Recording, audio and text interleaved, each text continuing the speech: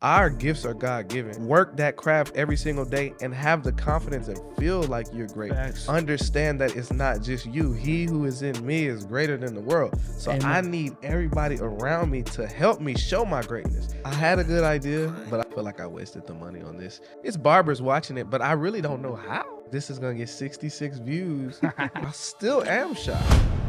Are you good, Rick? Everybody ready? Yes. All right. What's going on, everyone? It's your boy Los Cut It, and you're in the cut with today's guts. But first, I'm gonna introduce to you guys my new co-host, the one and only, all the way from Dallas. Shout out to Jasmine. What's up, Jazz? What's good? Good. I'll bring your mic a little closer to you. Yes. Yeah, there you go. There we go. So, I'll introduce. I was gonna tell you to introduce, but our actual guest is this guy just popped out of nowhere to me, but he claims he's been around for a while and he has evidence, and I seen it yesterday. It's been a few years now. This gentleman has been in my presence. He's literally made a huge impact and is making an impact as we speak in this industry. You guys may already know. If you don't know, get to it.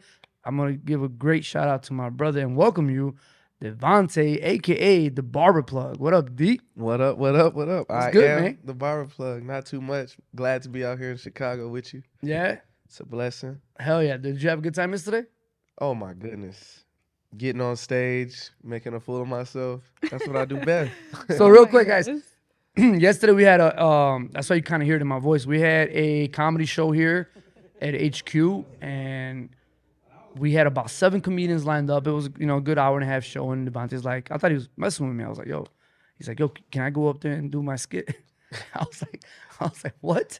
And he was like, yeah. And I always got to look at Jazz to confirm that he's serious. So I looked at Jazz, and she's like, yeah, he's serious. I'm like, oh, shit. Unfortunately. So to me, I was like, all right, I'm going to let the audience decide. So before we got started, I told everybody, yo, this is D. He flew all the way from Dallas to be here with us.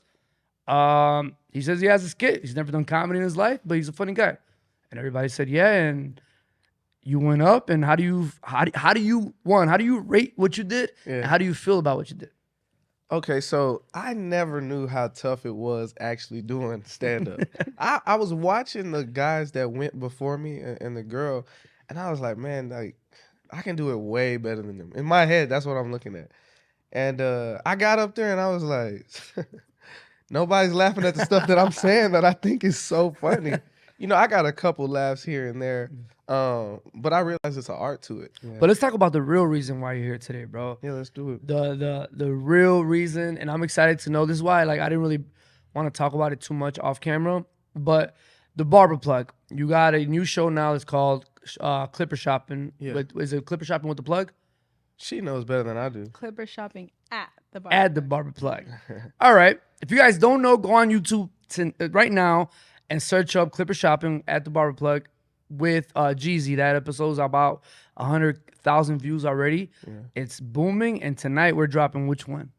Allison Cuts. Allison Cuts. If you don't know who Allison Cuts, what do we say to that, right? Go on our Go page or figure on it her out. page. We got an amazing skit we did together when she was actually in Dallas to do her Really? episode. Oh, yeah, it's so funny. Is that the one at the barbershop where you're like, oh, wait. Yeah, Oh, yeah. my God. Yo, that was hilarious, bro. Yeah. Now every time I see Allison, I can only think about the skit that we did together. You're like, oh, wait. You were Yeah. really pushing it. Yeah, it was funny. So make sure you guys check that out. It's dropping tonight, Tuesday, the 13th, if I'm not mistaken. Yeah, Yeah. the 13th. Do we have a time yet? Randy. He uploads it at noon and then It takes time. Yeah, It takes time because YouTube. You don't want to just. What I've learned with these podcasts is, as soon as it would upload completely, I would promote it. But the HD quality still needed about another 2-3 hours. Yes. Yeah. And I would get messages like, "Yo, this shit blurry as hell." And You're like, no, just so wait. just no. Let's just say tomorrow afternoon, evening. Yeah. Not tomorrow. Tonight. This afternoon, this evening, it'll probably be ready, locked and loaded. Yeah. I'm excited for it. And then what episode comes after that? You already know the GOAT, baby. Mines. I'm excited for mines. We're So super excited. if you're watching this, dude, let's get to it. Let's show support. One of my biggest questions for you guys is, who came up with the idea? How did the idea come about? And how did you get the ball rolling? A lot of questions. A lot of questions. It is First a one lot. My was bad. who came up with the idea? Yeah. I came up with the idea. I Y'all will came up with learn. the Y'all will idea. learn that all the ideas, even the like skits that I do, are not my idea. Oh, those are all his? Yes, they're all his. I just am an actor. I'm just there, the face. That's it. He tells me exactly what to say and what to do. The rest is all him. He's like a machine with ideas. It's crazy. He has like 30 ideas a day. I'm like, how are you sane? Yeah, No, yeah. I no. mean, they just keep popping in my head. But I knew Persistence, we were bro. similar when you came. You didn't know that I was like full of the ideas, and you spit to us a movie that you had in your head, and it Oh, was so shit, yeah. intricate, and like the plot changed.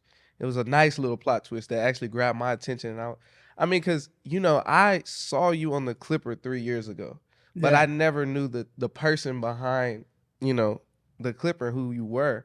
So when you came to Dallas, and I was like, "Dang, he's creative."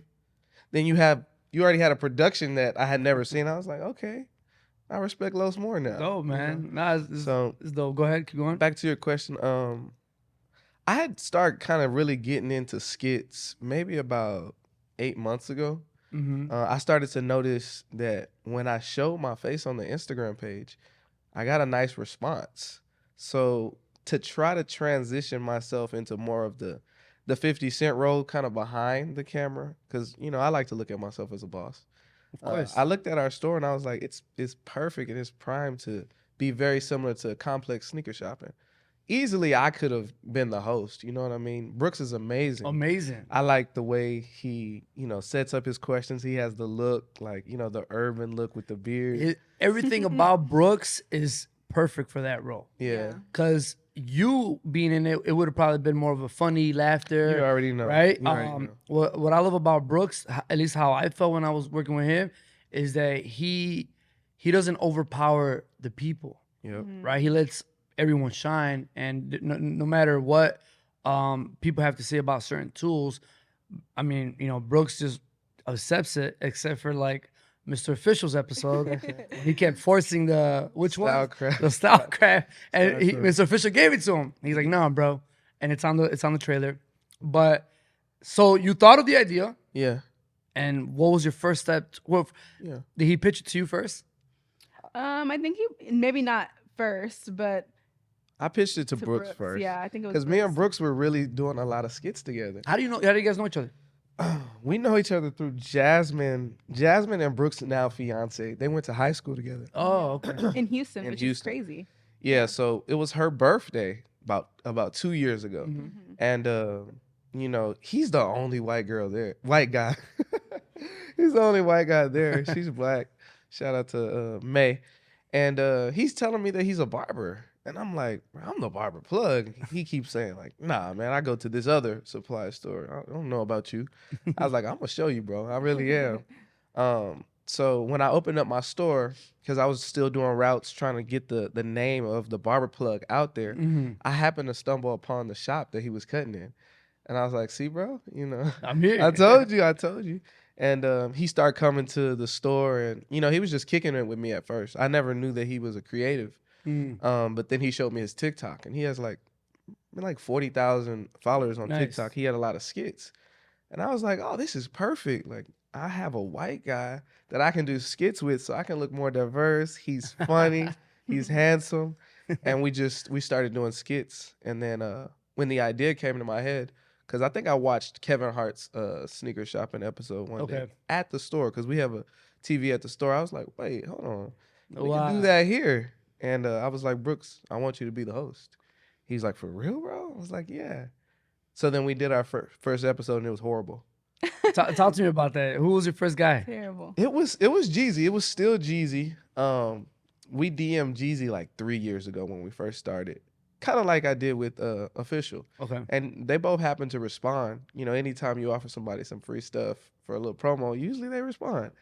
So I had his contact, and I just hit him up again, and I told Jeezy, like, I have this idea to pretty much revolutionize the way barbers shop and educate, the viewers. You've never got to see Los go into a store and shop. You don't know what he truly feels about That's facts. everything else, That's facts. So I was like, I have this idea. Would you be down to fly to Dallas to do it? He was like, I'm in. He thought that I wasn't a real person at first because I was never showing my face on there. He admitted He that actually to us. said that. He was like, I didn't even know how you looked. Wow. Yeah. What did he say? That was when the Jeffrey Dahmer stuff came out, and his wife was like, "Do you know these people? Like they're just flying you out, and you've never seen them before. You don't know how they look. You're just going out there." And he's like, "Yeah, I'm just going out there." Yeah. Yeah, so he came, and the first cameraman that we had was allegedly Chris Brown's personal videographer. He showed us some work before he was, hired on for the job, but not enough now that I'm looking back on it for me to really invest in him being the guy. But I think you also didn't know. I did, yeah. Yeah, so Right. you didn't know really what to look for. Yeah, I Right. didn't. I knew. See, the thing with me is I will have an idea, and they're good ideas, but it's really hard for me to execute it by myself. Right, Like of course, I need the team. For the longest, I didn't know how to edit the skits. Like I would do the skit and film it, and I just send it to Jasmine because I just didn't know how to cut up the skits the right way. I would cut them up, and she'd be like, "Nah, it's too much pause in Yeah. between your." So there's an art to that, which I just didn't. I didn't care about. I just want to be on the camera, Of course, yeah. and then let her do her thing. So yeah, so he came out and he filmed the episode. We didn't have mics. Jeezy had already kind of told me like, bro, this ain't it. We were in the car doing the very first scene, and he was like, bro, we need to go to Best Buy and buy some mics right now. So you guys were filming an episode with no mics? No Just mics. camera mic? Yeah, just Oh, the stock. fucking echoing everywhere. Yeah, Yes. it was bad. It was Terrible. super embarrassing. So he went back home, and this is where God kind of stepped in. I happened to go to El Paso for a barber event. Her name is Perla. She's with Pacino's. Allison, I believe they're friends. She's from El Paso Okay. as well. And I ran into Poppy and Randy at this event because Poppy was like the headliner dude. Mhm. I didn't know who Poppy was. he knows I didn't know who he was. But I could tell by the room that everybody was drawn to him. Like, because again, I'm not a barber. I wasn't as deep in figuring out who these influencers were. I was worried about going direct to customers and selling clippers to them. So if you weren't aware of who's who really, what made you reach out to Jeezy first?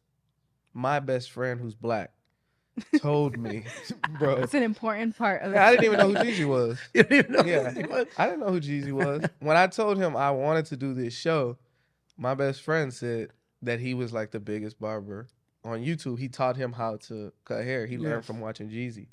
So I was like, all right, well, I'll try him. And he's black, right? And he's black. He's black. So when I was in El Paso, I peeped the room. I was like, okay, he's somebody. I don't know who he is, but I'm gonna go over there. And I told Poppy, I was like, bro, I flew all the way from Dallas just to come out here to meet you, bro. And Poppy's like, man, stop lying to me. I'm being dead serious, bro. Yo, I remember this. You guys were telling me, and then you ended up. Did you end up telling them the truth, right? Yeah, I know. Poppy eventually was like, "This motherfucker was lying the whole time, Yeah. just to get in my pants." That shit. I was like, damn. So you told him that, and then Yeah. what did he say?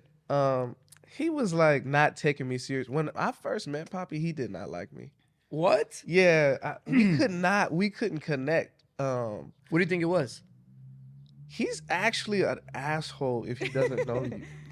And I love him. He knows I love him. That's my brother now. Yeah, you would not even be able to tell that he did not. They every day. I'm like, who are you talking to? Oh, Poppy, weren't you just on the phone with him like an hour ago? Yeah, we're still on the phone. I'm like, oh my god. Yeah, like, what Poppy do you loves have to talk. about? Poppy will randomly just call me, and I just look at my phone. I'm like, because I'm one of those. Like, to me, if you FaceTime me unannounced, it's like showing up to my house unannounced. It's like, nah, text me, let me know what you need. Respectfully, I'll decide if it's Yes. something. If not, I'll get back to you when I get back to you. Mm-hmm. But Yeah, so I think he could peep that I was lying, obviously. He could peep that. And I was like, well, I have to find a different approach. So that's when I started talking to Randy. And I told them, I was like, I have this show. I filmed it with 360 Jeezy, my first episode. Look at it on my phone. That's where I feel like it was, divine. Because I showed Randy and Poppy on my phone the first episode. And they were like, that shit is how trash. long was it? Oh, it was probably like a 25-minute video. But they didn't watch the whole thing because it was such poor quality. Terrible. So Randy pulled out his phone and they showed me their work. And I was like, you did that? And Randy was like, yeah, I did that. I was like, in my head, I already knew like I gotta get Poppy on an episode so that I can use Randy to film this whole Dude, thing. finesse. And I went back home to Dallas. You know, Poppy obviously still wasn't messing with me. He wouldn't answer any DM. I couldn't get his number, but Randy gave me his number. Ooh. So I was like, Randy, I want to really do this, bro. Can you please talk to Poppy to get him to be on the show? And he's like, I'll try. And I was like, get on the phone with my wife. She's a really good at editing as well. She can explain to you my vision, better than I can. They got on the phone, and then maybe about 2-3 weeks later, Poppy came out there, filmed this episode, and he knew that I wasn't lying anymore. They thought that I was just Full of shit. Yeah, just so full of shit. But I paid them both, and they knew, like, okay. And you know what it is sometimes? And I'm real big on this, man. Like, I think a lot of people, when they do anything for the first time, like, for example, they try to throw an event or a class or anything. A lot of people, and this is advice for anybody that's looking to do something for the first time, you're not going to win the first time. Use that first time as a concept that you can prove. So you're going to lose. If I throw a comedy show and I've never done one before, I don't expect to get rich off that first show or a class. I'm going to lose money, but at least I can prove that it works, and that helps me for the next one. That's so true. That's so true. Cause So you paid these guys. I paid everybody. They were like, okay, this guy's legit. Yeah, He's paying. What can we do? And how did they end up getting involved? How did you pitch that? Okay, so after I saw the quality of Randy's work, because he sent me, the Poppy episode, and I could see this is what I wanted. Now, I needed somebody who could get the multiple camera angles because my initial guy had one camera. Your first camera guy was like this. Yeah, it was bad. And they started to see like this is actually a good idea. Like it's something that just nobody's doing it. No. So Poppy was already kind of similar to, once you came in, he was like, Plug, bro, if there's anybody that I could help, get on the show, let me know, bro. I'm more invested than just my episode. I really want to see this be big. And I was like, man, that meant so much to me because I know I'm putting the money up and I'm paying everybody to come out for their room, for the production. But a lot of other people don't pay attention to that or try to even help you reach out to other influencers because it was hard. Like, even with you, I had to go through official just because we're still new in it and the brand name is still getting that trust in the industry. He really helped out a lot with that. And I mean, people will find out now. We had Jay Majors on the show and Poppy and Jay already had a relationship before we had one with Jay Majors. And Jay reached out to Poppy, I think because he saw him in Dallas and was like, I think I'm going to be on that same show. And Poppy ended up putting in a good word for us to make him feel more comfortable and know it was legit. Because that's the main thing at the beginning. Or maybe I was in New York for a photo shoot for Babyliss, and maybe I saw Jay Majors there. And maybe I showed him the trailer that Randy did of only me and Mr. Official. And maybe I said, Jay, these people are good people. Oh, my goodness. They're with it. Same time I told Sophie. And I'm like, this got great potential. And then maybe a couple weeks after that, Jay was on in Dallas. Okay. See, But there's a lot of backstories that we don't know. I'm not saying Poppy didn't say anything. Yeah. But at the same time, I kind of gave, I just told Jay, because in the industry, that's what we like doing, right? Yeah. Mr. Fisher calls me, gives me the green light. I don't even have to meet you guys. If he says it, it's done. Yeah. So that's how we help each other. But at the same time, it goes both ways. Hey, if you ever hear from these people, no good. Yeah. So when those people contact me, I already know, red flag, don't even bother.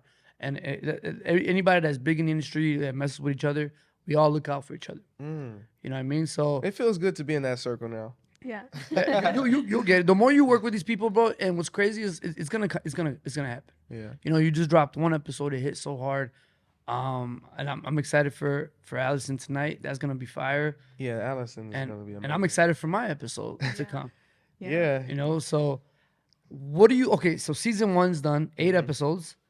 What are you looking for season 2 if there's one coming? So there's gonna definitely be a season 2.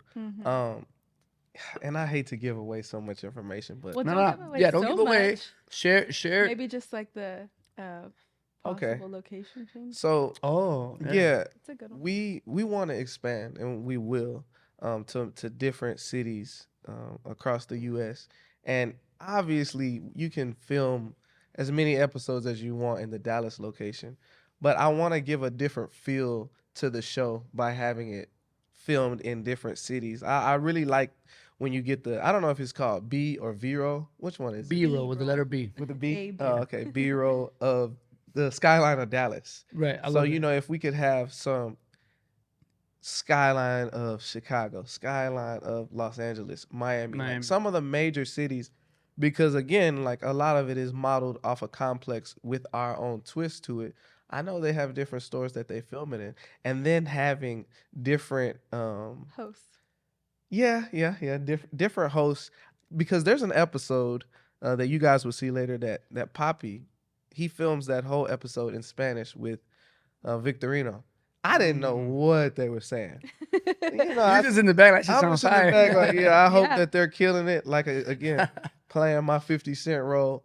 But, you know, it can get a little boring with the same host. And I love Brooks. He's amazing. But I want to switch it up. Like, even you could do an episode where you're the host and Sophie's clipper shopping at the Chicago store. Ooh, You know, yeah. giving them a different feel, always keeping the viewers on their toes, and just making sure that they know the barber plug experience is something way different than what you would get with your traditional store. Like, Right. we set ourselves apart because 9 out of 10 stores don't put a face to the brand.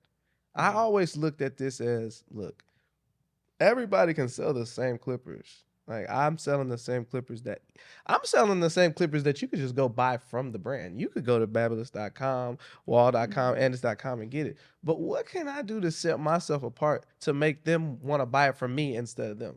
Of course. And that's making a mark in the industry because there's a culture about it. The clipper culture and the shoe culture, I realize they're so alike. Like, I don't know if they got BarberCon from SneakerCon, but growing up, I remember going to different events where people are buying and selling like exclusive Jordans and different Barclays, and I was like, man, you know, you can resell like the 11 Jordans, the ones with the gold Jordan on it. If you have some DS back then, you could sell them. Like, you could buy them for like 180, resell them for 350 all day. I got 2 pair of Gold Masters sitting at the store. They're not manufacturing those anymore. The Gold Masters? Yeah, Damn. yeah. So I'm just sitting on them, like, you know, letting the value appreciate. The same with like the chairs. The older the chair is, the more value it is because, you know, they used to manufacture chairs. So fun differently. fact, right? I'm not sure if you guys know that. Most, don't quote me on this. Mr. Fishel's the antique guru, but I want to say 95, maybe 100% of all old school chairs were all made here in Chicago. Wow. And the reason why now you see like certain chairs, have you ever been in a barbershop where you about to get a haircut and you step on the little foot thingy and the whole fucking chair wants to swipe over and all that? Yeah. Or the fuel pump goes out and all that? Mm-hmm. Back in the day when they made these old school barber chairs, and you're talking like the Kokens and, you know, all those, they made them so good that the chair industry put themselves out of business because no one ever bought another chair. That makes sense. So now they make these chairs that are, you know, a couple years in and boom, you need a new one. Mm-hmm. And do you guys know how they came back in style? Oh, that's a good question. You probably won't get it, but I'll save you some time, respectfully, right? Yeah. So there was an episode of Pawn Stars a while ago when Pawn Stars first was it's still hot today, right? But when it was in the beginning, and I remember this clearly. I remember I was at Fisher Cuts working next to Mr. Official, and this one guy comes in the show, and he got a busted ass barber chair. Yeah. Like, I'm talking about collapsed, no pumps, no nothing, just rusted the hell out. And he goes in there and he's telling a story about how old it is from Chicago, 1940s, et cetera, et cetera. And Rick is like, all right, what do you want for it? He's like, I don't know, maybe paid a couple, like $800 for it. Yeah. Rick took it to his guy that does all the fixing. I don't even know, Rick Dale, if I'm not mistaken. And Rick Dale came out with an all white leather chromed out fucking barber chair. And since that episode, all the fucking barber chairs across the nation and the world all skyrocketed ever since, because people were buying them, rebuilding them, and selling them. And ever since then, and that was how Mr. Official now, if you call that man right now, how many chairs you got available? This guy got at least 30 chairs in his garage, done up, different colors. And he got barbershops, he got schools, and he got at least 25, 30 in all those areas. So this guy's been doing this since that episode. And I remember him complaining, like, man, ever since that episode dropped, all of a sudden, everyone's buying shit. Everyone's buying it. And that's how it kind of became a thing. But Let me ask you a question, What's up? Los. I want to go back to the show. Yes. Why do you think it is that nobody has created a show anywhere remotely close to what we As do? far as the barbering, Yeah, because it's still so new. Barbering just now became cool. but you've been doing it for what? How many years? I've been doing hair since you were 3 years old. I've been doing hair since 24 years, bro. Yeah. Right? I started cutting hair, my own hair at 12. And at 15, I started working at my first barbershop. It was an all-brother barbershop. And the deal was, one of my brothers, shout out to my homie Luke, if you ever see this, he was like, man, you need to teach me how to cut Mexican hair. If you teach me how to cut Mexican hair, I'll teach you how to cut brothers' hair. And I was like, bet. And I learned how to cut Corey's hair, and I got really, really good at it, like really good at it. And then I taught him how to cut straight hair. And at 15 years old, I would walk around school and be, you know, like back then in 2003, there weren't shops the way they are now. Like people would literally go to like the unisex little old lady in the corners that would cut hair. Like there was no such thing as lineups. Like people wouldn't get lined up. It was weird. The only people that would get lined up would be the brothers. Yeah, But like Mexicans and white people, yeah. nah, like no You lineup. have an edge up now, though, right? Oh, of course. Yeah, Okay. yeah, of course. I mean, beard, everything's always got Yeah. to be on point. But back then, it was just Mexicans would literally get like either you had a buzz or a slick back, but there was no fade. It was just a line. How Poppy wears it, and they would wear hairnets, and they would slick it back. That was a style at one point. Oh, yeah, How Poppy's wearing it. Yeah, but yeah, buzzed or with like slick back. Yeah, it was weird. What about the Edgars? No, Edgar's is some shit that happened a couple years ago that just blew up That's to these new? kids. Okay. Yeah, nah, it's so what were we talking about? Oh yeah, so 24 years, bro. I've been doing it, and somewhere around 2012, 2013, Instagram took off. Oh, okay. Shout out to Pacino's the barber. I'm sure you know who he is. Yeah. Paved the way in being an educator and making it look cool. Because back then, mind you, hair shows like what you've seen in like Connecticut, and you didn't go to Orlando, right? Nah. So picture Orlando, like Connecticut, but with bigger booths and more of a beauty industry, not just barbering. So back in the 80s and 70s, those were still going on, but it was just beauty industry. Okay. Like you would mention barbers and be like, no, barbers are ghetto, barbers are this, right? So we are just now shining light. So we just now became cool. Instagram helped the barber industry big time because people were promoting the work, the before and after. Pacino paved the way by doing an app on education, and you know, like everything changes with time. Hairdressers and hairstylists wanted to learn barbering and fading, and by Instagram they were able to pick it up and see these new things. And then it all became about who can be creative. Rob the Original pops out. I come out with portraits and designs and all this. And now lately in the last 5 years, what started coming in color. Guys started letting their hair grow, coloring their hair. It just started being wild. So it's still in its early stages. So what you're doing, you're just bringing something new to the table that's gonna eventually in 10 years bring something bigger and bigger, and eventually we're gonna grow. So for the longest, the creators in the industry were just the barbers. There was no creators that were the suppliers. They just would supply y'all. Like, was there ever a supplier that you looked at like, man, No, outside of just getting the supplies, bro, from I shit you not, Devante, I was an official coach for 14 years. For 10 of those 14 years, there was this one, we used to call him the white guy in the van. We didn't know his fucking name, but this guy showed up every 3 months in a straight kidnapping van, all white, no logo, no nothing. And he would walk in with his khaki shorts. He looked like a Steve Irwin, like the crocodile hunter. Like he would look like that, but with a white polo. And he would come in and he'd be like, "What's up, guys?" First couple times we ignored him, we didn't care. And then we started seeing him come around, and he just ended up being that dude. And we always knew every 3 months he was gonna come. And he would come in, he would park in front of the shop, he would slide that van open. Every 3 months? Every 3 months. Cause dude, this guy covered fucking like the whole state of. Oh, he's making a killing. Yeah, but mind you, at the time, there was no supply stores like that, you know? Goodness. So this guy would make his rounds and he would come back every 3 months. So we would all buy blades and you know, guards and what you got now, what you got. And that was what it was. There was no such thing. He didn't have a brand? Maybe He's he just the guy did. in the white van. They didn't know his name. No, Oh we my was just the guy in the white van. And what was crazy is every time we'd be cutting hair, you saw that motherfucking van pull in. Ooh, it was like Christmas. You knew. You're like, oh, man, I'm about to buy me some shit. Yeah. I've been using this chipped corner blade for 2 months. I'm ready to buy a new one. Like, it was like that. And then that went from like, hey, there's this Asian dude in the flea market. And his name's Jonas. And that's where we go now. And the thing is, as I started growing my brand, my name, people started recognizing me. It became hard for me to go to these places because here I am, you know, and anybody that was really close to me will tell you, I don't walk around like I'm a big shot because at the end of the day, I'm only famous in the hair industry, right? No one that, I mean, a few, but no one that really doesn't do hair doesn't know who I am, which is cool. I can be out in public, I can be at a restaurant. It's cool. But if I'm like Vic Blends, if I'm like Rob, A-Rod, those people are known outside of hair. Yeah. So those, you know, now you're a celebrity. So I've always been comfortable going places and not having to worry about it. But shit, as the name got bigger, you know, I would go to these flea markets to go buy stuff. And here I am on a Sunday morning in sandals and shit. I'm 9 out of 10 times, I'm just, you know, I'm a little smoke session before I go in. I'm in my own element. Yeah. And I'm getting spotted like, oh shit, Los, hey bro, check out my work. And this got to the point where I started getting uncomfortable and I was like, I can't go. So COVID hit. We started wearing masks, beautiful, kept going. Yeah, you can keep But going. outside of that, it didn't hit me until I started going to Dallas and I started seeing all these supply stores there popping. You guys there.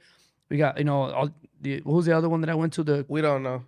We don't know any of their names. Clutch Um, and Fort Worth Barber Supply. Yeah, Shout so- out to them. shout out to Clutch for real. Miss And B. the little 30, 40-minute triangle, at least that's what I It envisioned, is. right? You're right. Right? It's a triangle of us. I saw 3 amazing concepts. Mhm. And I come back home and I'm like, damn, Chicago, one of the biggest cities in the world. I'm like, we have to go either to the hood or we have to wait on somebody to come to supplies at the shop, Yeah. or we have to go to like a Sally's and shit or a Cosmoprof, which is cool, but there is nothing like what you guys have here. Right. So it started hitting me, and this is why I brought up the idea of like, you know, maybe we could go that route. Yeah. But on top of that, bro, to answer your question all the way in the back, the reason why you probably feel like, I wonder why no one's ever done that is because, dude, we are still, still in the beginning of Yeah. it. Yeah. Like, we're the hottest thing. Barbers are so hot. Like, even with Babyliss, you guys don't notice, when I first joined Babyliss in 2016, so did you see our booth in Connecticut? Yeah, it was crazy. That was all a hairstylist. And the barber, it was just one corner little station in the corner, like in the far end. And that was where all the barbers would go up one by one. But as sales started increasing, as barbering started bringing more money, now, and I may be wrong, but now barbers are bringing more money, if not the same, than the Pro Tools. So now when they promote us, whose faces do you see in the booth? You got the Los, you got the Sophie, Yeah. you got the Clippers everywhere large. Now we're growing, we're still growing. It's still a process. Yeah. So you came in at just the perfect timing because now that people accepted barbering, now you got people like, shout out to Barberville, who's doing shop tours, luxury shop Yeah, tours. very cool. Now people are getting creative. Now you got Jay Majors doing the Grammys. Yeah. That just happened, brother. Jay Majors been doing this shit for like 12 years. And just the last 3 or 4 years, if I'm not mistaken, the Grammys just started. And when that happened, people were, bro, let me buy a fucking tux. Let me get, it's all new. So you came in at the right time, bro. Man, that's crazy. Yeah. I mean, I look at all the different industries, like, you know, in jewelry, right? Mhm. It's all diamonds, but in Texas, everybody goes to Johnny Day. You ever heard of Johnny Day? Yeah, the little Asian dude. Yeah.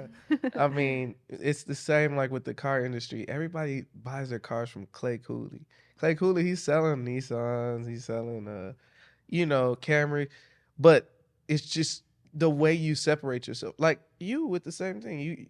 Well, no, I can't compare it to you with other barbers because you're doing way different cuts than the black dudes in the shop that I be going to. So I can't even try to. But I think you have a good point though, because in every industry it's important to find a way to separate Yeah, yourself, stand out. whatever it is. So like what he's saying with you, you're cutting and coloring in a way that's so crazy, but that's your talent. So that is what separates you aside from just your charisma, just Thank your you. natural confidence, or your look, the way you carry yourself, His like your look. talent. Respectfully, Devante, respectfully. Nah, I'm Um, kidding. The image I provide. You But that mean? matters, though. Yeah. Image matters. I mean, if you're walking into a shop, you're gonna go to someone that looks put together, or someone that looks like they just like got out of bed and Yeah, they're with running like Crocs late. on and Yeah, sandals and shit. Yeah. Yeah. I get Yeah. it. And I think when people jump on my and I've had it, jump on my work and they comment like, who the hell will get shit like this? Like this is that. Nobody gets this. This is pointless. And in my head is just like, bro, why like how can you be so close minded? Like obviously I do regular cuts and I've been doing regular cuts for so long, but as an artist, this is a way for me to do what I love right, and still pay my bills. right, Right. So I think a lot of people that are really tradition, like in the barber industry and a lot of other industries, you have to understand there's a lot of lanes you can take, right? You want to cut celebrities, you want to be a behind the scenes in movies and cut that. You want to be a traveling barber. You want to open up a school, a supply store. I mean, dude, freelance, a studio. right. There's so many lanes, and I get people and right now because it's still so new. People get so offended when you don't do what they do, Right. when you're not behind a chair. And I get people that be so excited to tell me, bro, I do 120 people a week, and I'm like, Good for you. right. I'm like, that's what's up. Like, what do Yeah. you charge a haircut? Like 50, 60 bucks. Nice. I'm Yeah. like 120 people. What if you double that shit to 120 a cut? And they're like, no, hell no. You know how many people I'm gonna lose? I'm like, even if you lose 50%, Yeah. you gain half your time get back back. and you're making the same. And then they just be there like, but the problem is in the industry is that people don't like taking risk. They want to hold on to Yeah. everything and move up, but you can't move up and hold on to everything. People are gonna fall off eventually. Right. And if you're okay with that, because I've fucking dove into opportunities, scared as shit, but no risk, no reward. No reward, yeah. And as a team fucking Leo, and shout out to all my Leos watching, There we go, you baby. can throw us in the jungle and we're gonna figure this shit out. We're like Yeah. chameleons, we're gonna blend right in. Yeah. And when I opened up my first studio, people thought I was crazy. Why the hell are you gonna be in a room by yourself? That makes no 3,000 sense. square feet. No, not this one. I'm talking about Oh, the other one that I had 550 square feet. This one you were already. This one I already knew because I had to prove the concept with the little one. Yeah. And people just thought I was crazy. They're like, why are you gonna open up a studio? Even my mom was like, Mijo, why don't you just get a shop, get a few barbers, have them work for you, and you can make money and you could work less. And in my head, I'm like, no, because as working at a shop for 17 years, I understand that you cannot rely on barbers. One. Two, anyone who's gonna work for you in a barbershop eventually has their own plan to leave you and open up their own shop. So you're not guaranteed anyone forever. Three, if your barber's all slack, then whose name is on that sign? Your name. Right. So you have to be there to open up and hold it down. So I understood all that. So I was like, nah, the only person I can trust 100% is who? Yeah. You. No, it's me, bro. Himself. And yeah, of course. But yeah, I could trust me. You could trust you, right? Yeah. Right. So this is why I was like, well, if I open up my own space, I know I can make, because I can count on myself. Yeah. Right. And when I proved that point, bro, and I started understanding that content was being number one. And if you're at a shop with 20 barbers, it's really hard to set your lighting or do skits and all that when you got people waiting, moms coming in with kids. And so I was like, I need a room where I can do this shit at my own pace, take my own clients. But the only way to make that happen was to build a clientele. And I built a clientele. So So you don't feed off of being around others for your creativity, like for your videos? I don't have to be physically around anyone. I can go on Instagram and watch your shit and get inspired Okay. because of today's world. Being in a shop, listen, when I was at Official Cuts, and I'm not saying this to belittle anyone, no, but I feel like when you're the fucking strongest person in that room, it's time to fucking leave. Yeah. And I was in there. I was the only one that was probably being the most creative, the more consistent, the one that was always trying to grow on different styles and what was next. And I couldn't learn from anyone else because everyone was watching me. And even though that was cool, as a Leo, we appreciate when people appreciate us, Yeah. right? But at the same time, I also understood, all right, well, I can't grow anymore. And it came to the point where I was like, bro, I'll pay you to work for me. Because having you here is valuable. It's not about what you give me for rent or what you did. So it's just having you here and seeing others feel your energy and all that. He's like, that's what I want. And I'm like, yeah, just because I'm leaving doesn't mean I'm leaving. I'll come check you guys out. I'm still part of the team. I just know what I got to do. And I left, right? So I know I'm asking you so many I questions. feel like I'm being interviewed here, shit. I was like, bet. Nah, I mean, it's just now I finally have the chance to pick your brain on some things that me as a Leo and seeing another successful Leo that I see so many similarities. Have you ever got to the point, even with your success in the industry, that you still keep feeling like you haven't done enough? Because for me, that's one of the main things where I'm never satisfied because I always feel like, but I know I can do more. Like the standard I have for myself, I'm like, it's not that it's probably too high, but I can never be satisfied because I'm always like, nah, y'all don't even know. Watch what I'm about to do next. Like, you think that was something? Check this out. Yeah, no, you'll never. So this is like a gift and a curse that I've told people. Being the type of people that we are, you'll never feel that sense of satisfaction. This is why I preach time to eat. No, this is why I preach that you have to realistically enjoy the journey, because it's never, whatever goal you have in your head, it's never about getting to that goal and celebrating. Yeah. Because when you get to that goal, being who we are, it's not enough. What else can we do, right? Yeah. So you have to truly enjoy all the shit you got to go through. And with me is like, all right, so it was crazy you say that. I was in Orlando and somebody comes up to me. I'm in between two stages, Babyless and Level 3. And I'm in between that, and this guy catches me, and he starts like, bro, he like puts his hand on my shoulder. He's like, bro, like, I'm a big fan of you. Like, wow, I watch you. You inspire me. I want to get to your level. Like, that's where I want to be. And he was just sharing so many great words, and I stopped him, and I'm like, look, bro, let me give you some advice. Even though I appreciate what you're telling me, I'm understanding what you're saying. I'm taking it in, and I appreciate it. I want you to know that because he was also telling me, he's like, I've been working hard. It just feels like I never get nowhere, and I've been doing this, and I just moved to my new this, and I'm like, even though you're telling me all this, I still feel the same way you feel. Yeah. So you're looking at me like I'm this big shot, And you're but like, in my head, I'm still like, I gotta do this. I haven't made it yet. So I'm like, I want you to know that it'll never feel that way. yeah. So even though you want to be where I'm at, when you get to where I'm at, you're gonna feel the same. But it's important that you remember that and you're aware of that. Man, that was real. That was No, real. and it's facts, because I feel that way. But you know what? To me, bro, success is fucking just being happy, right? Being fulfilled. So if I'm not chasing a dollar, if I'm not, I don't, and I told you this earlier, I don't care. I mean, not that I don't, of course, who doesn't care about money, right? Yeah. But I don't chase dollars. I don't do shit for money.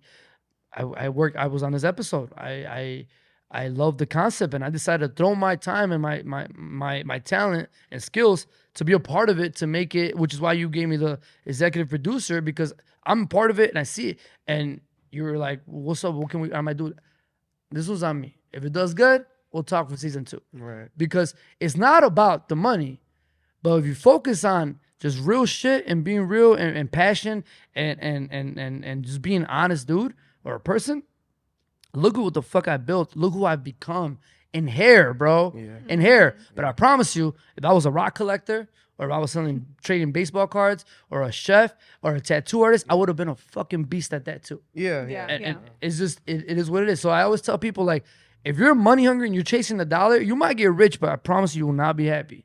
And you're always gonna have this little sense of, like, oh, like, you get these rich ass people that jumping out of the windows because they're fucking depressed. Yeah. But if you chase happiness and just your mission, your goal, and you stay persistent and you work hard and you stay consistent, then all of that shit's gonna come anyways. Yeah. Yeah. No, that was a good point when you mentioned, like, not chasing money, because for me, man, I've learned what I do best. Like, I connect with people. And you're not even in your prime yet, bro.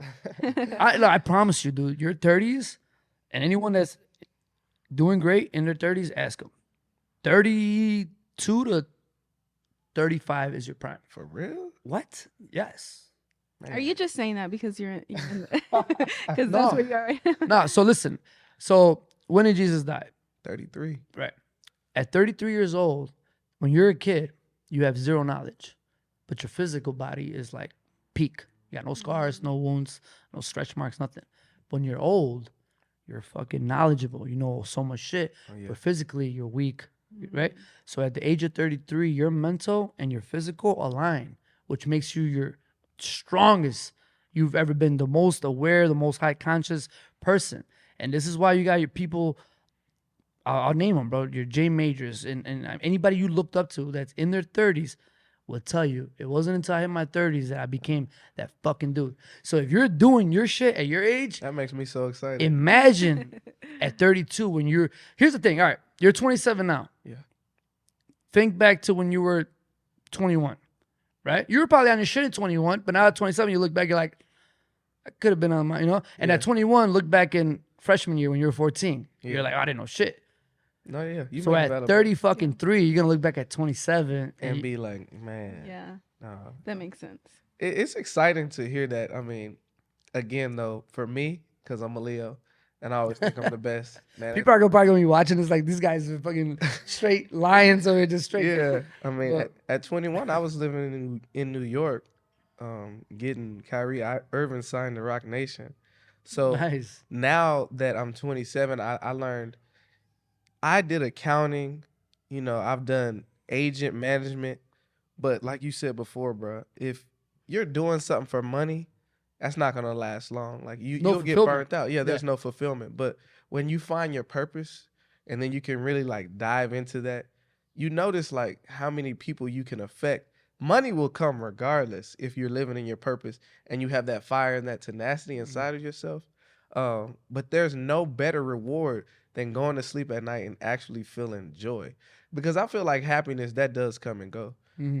I get joy from my wife knowing that we have the relationship that we're building. Like it can go up and down. One day we're happy with each other. The next day, like we're arguing. But the love that we have for one another can keep us connected in that course. joy in our heart, Yeah. past anything that you would ever be able to imagine. Yeah, dude, in relationships, I feel like nowadays when shit gets tough, people want to just walk away and give up. It's like, no, dude, a relationship is a fucking job. If you're a barber and you're slow, you're just gonna be like, fuck it, I'm gonna go work for UPS. Yeah. No, you're gonna figure out a way to figure it out and make money. Relationship goes the same way. So as long as you guys are both aware, like, yo, when it's bad, it's bad. Yeah. But when it's good, it's good. It gets bad. Yeah, and when it gets bad, how can we make it good? Yeah. Right. It goes both ways, and that's the problem with today's world, man. Too many people are out here on social media comparing, like, A I got- picture. no, to not even a picture. reality. People that are 20 are comparing their barber journey to my 24 years of grind and hustle that no one saw. Then they feel inadequate.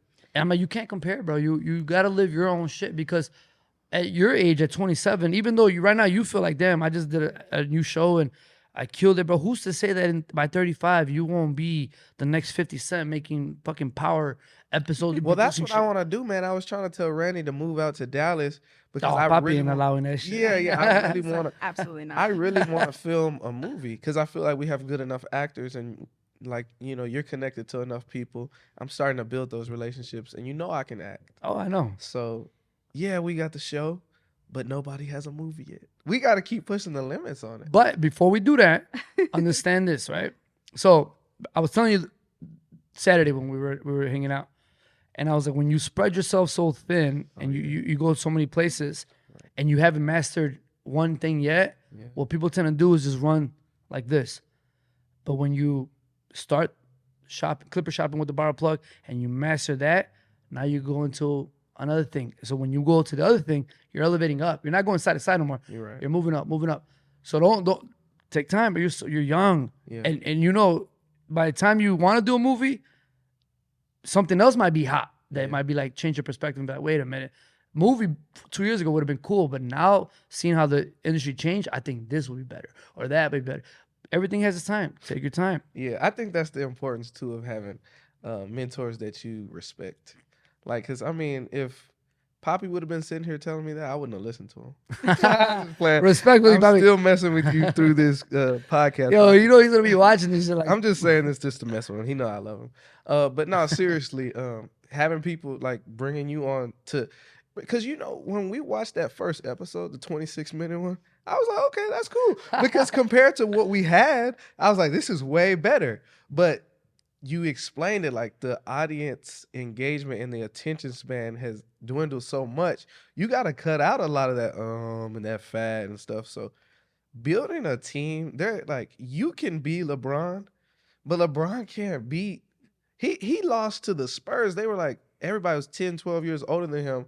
He was 22, young gun, but he didn't have a team. You could be the Right. greatest player. You could be the GOAT. Yeah. You could be Michael Jordan, but it took him 7 years or so to win Facts. his first championship. And I, in my heart, man, and we all should feel this way.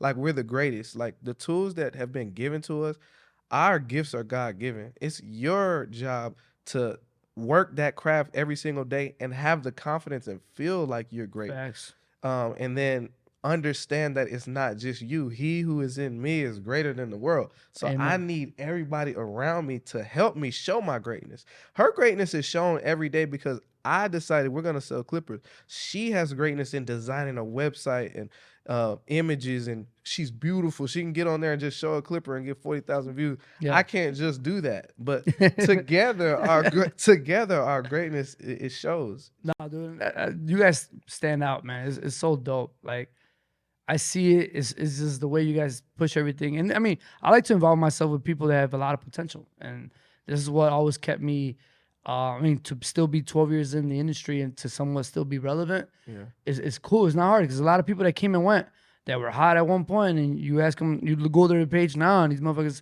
are doing real estate or, they switch careers. Yeah. And you do what you got to do. But it's just, I see what you guys are doing, and I'm up for the ride. And you guys are new, it's popping. I think it's safe to say that we all saw the final episode at the same time. Yeah, when it Yeah. was released. When it was When released. it was released. Shout out to Randy for the anticipation. Yes. So the first episode, 360 Jeezy, Clipper shopping at the Barber Plug. All of us saw it at the same time. Everyone else saw it. And what was your final reaction to it? Like when you finally, because I know if you're anything like me, you didn't just watch it, you studied it. Yeah. Right. So what did you think? The most glaring thing to me was how talented Randy was. Oh, amen. I Amen. mean, Yes. I love Jeezy, and he's very charismatic. I didn't realize because I watched the episodes in person, but when you go back, like when you guys listen to my stand up tomorrow, you're gonna be laughing even harder because you weren't catching how funny I was being. I was not realizing the stuff that Jeezy was saying at the time because I'm focused on so much other stuff. Yeah, But yeah. in person, he's real chill, but then when he gets on camera, he performs really well. So I was blown away by Jeezy as well. I liked Brooks' composure because I don't know how you knew it when we first started the podcast. You said if I would have been the host, it would have been like a whole different funny vibe and stuff because that's 100% true. I was like, I'm so glad I didn't get on there because I'm over talking you. Yeah. I'm trying to crack Exactly. jokes. And you know what? When I first started doing the podcast and I started bringing guests in, second episode, I asked her, how did what did you think? And she was like, it was good. And I'm like, no, I don't like yes man people. Tell me the truth. She was like, it should be more about the guest than about you. That's And- good that you were able to. Right. So ever since then, noted. So when the goal is to make people look good. This is why it's successful because you're in it. You're a great gem in there, but it's not about you. It's not. It's about the Clippers and the people you're bringing in, right? The Barberville, he's shining light to other people's hard work. It's not about CJ the barber. It's about other people, right? So if you really think about it, those things tend to grow when you stop focusing on yourself. If you're great, you're gonna shine regardless. Exactly. It's not, you don't need to put and as a fucking lion, Yeah. it was so hard to be like, how do I not talk? I know. Like I gotta let these Yeah. people talk. It's a little embarrassing because you're like, I swear I'm not conceited.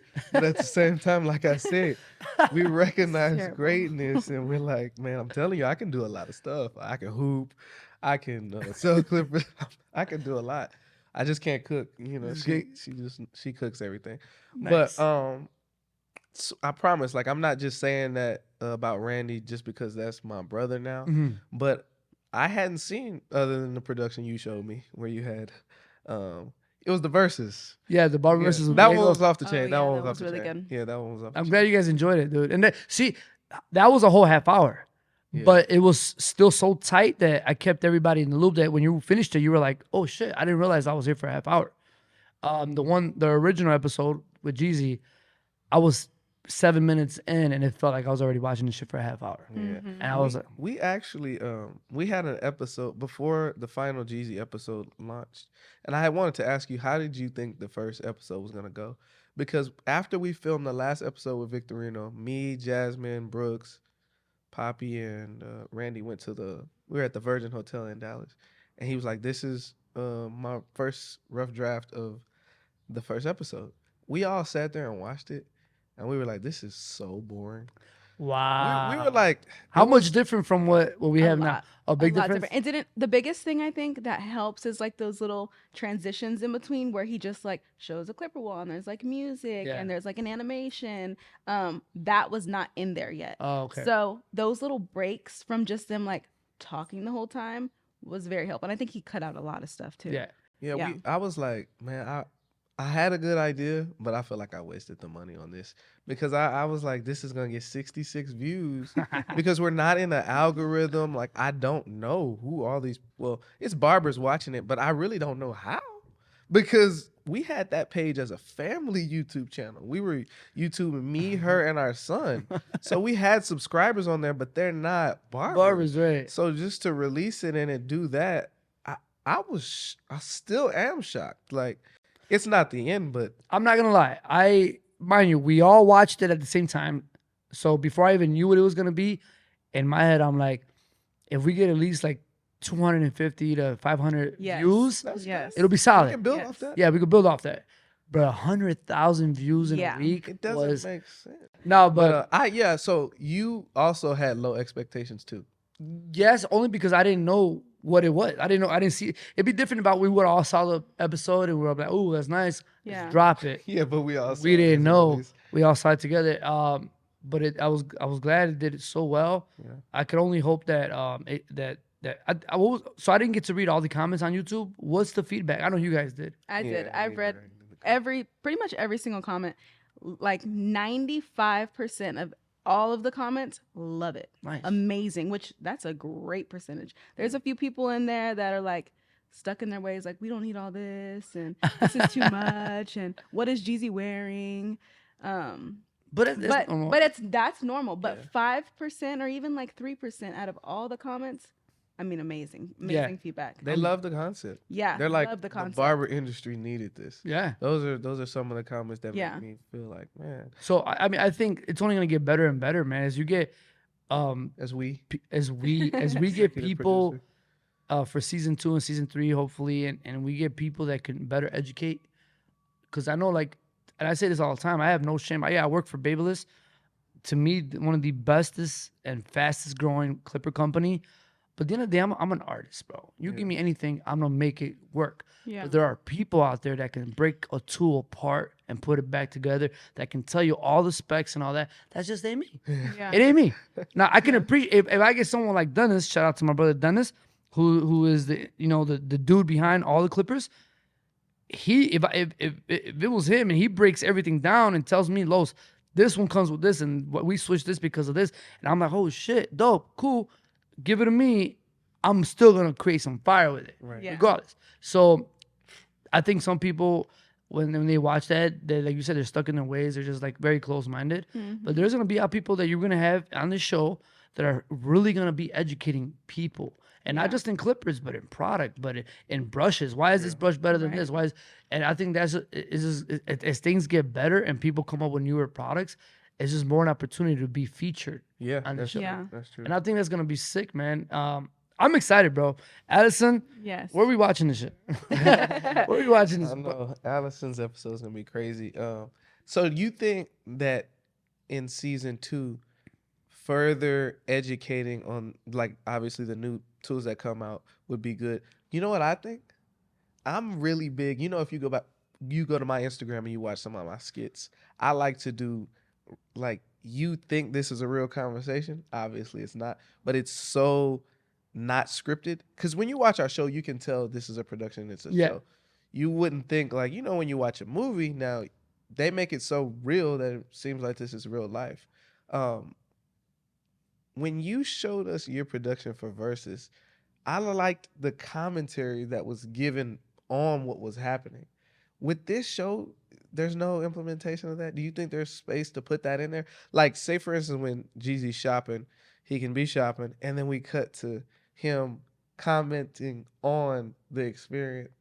I don't think it would fit for this.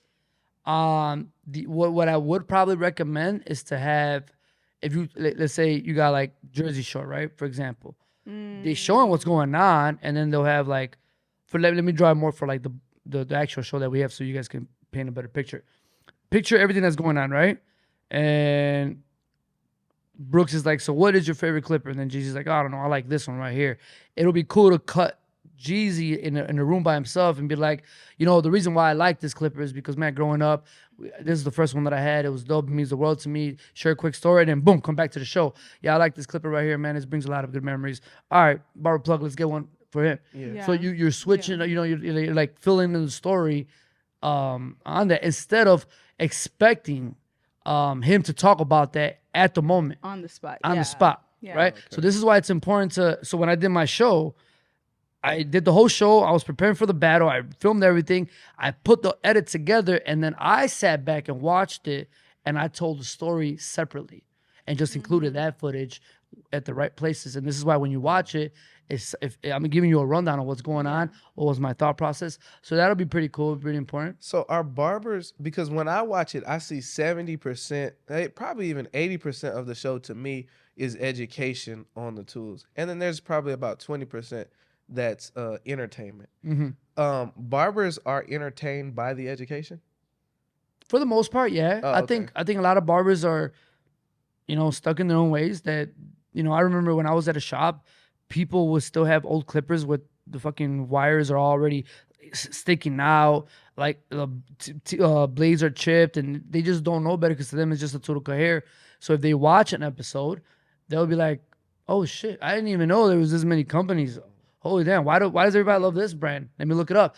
It educates people on what's out there. Yeah. You know, Yeah, because what I don't want to happen is to, like, a lot of people are tuned in right now because of, like she was saying, they're excited that the barber industry even has something like this, and it's a cool concept.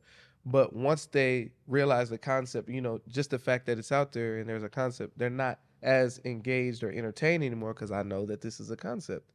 Now we have to find ways to build the entertainment side of what's going on in the concept, because there's education to be made there. But after 7 episodes of hearing your comments on this, you know, skeleton trimmer, how many different ways can we talk about this trimmer? true, but this is why you get a variety of people in there, Yeah. right? So I mean, let's just be realistic, right? You had Mr. Official, Babyless, me, Babyless, Papi, who's our boy, so he's the team Babyless, He's barber plug ambassador and level 3. and level 3. But you know, I got him a whole care package on the house. Right. Yeah. Babyless.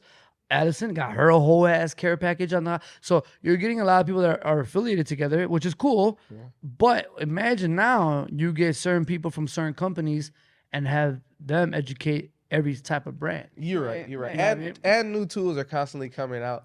And So I think we some won't people will watch for the person. Like Yeah. Yeah. they're huge, you know, Mr. Official fans, Beard fan. They're Yeah. gonna watch his episode for him. Yeah, You know, that makes and I sense. think that'll draw. They want to know his perspective. They heard Jeezy and they heard Los and they heard Poppy, but they like him for him, so they're gonna Okay, watch. okay. You know. Yeah, for then you the got people, Victor Reno, too. Gamma, so he's handling that.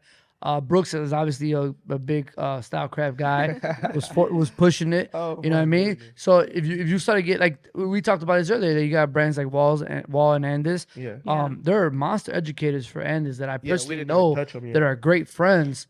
That I knew if they came on the show, they can shine light on what they love about Andis. Okay. Right. You know what I mean? So and it's not even just clippers, bro. You got GMB Pro with the book bags. Yeah. Yeah. There's so much out there other than tools.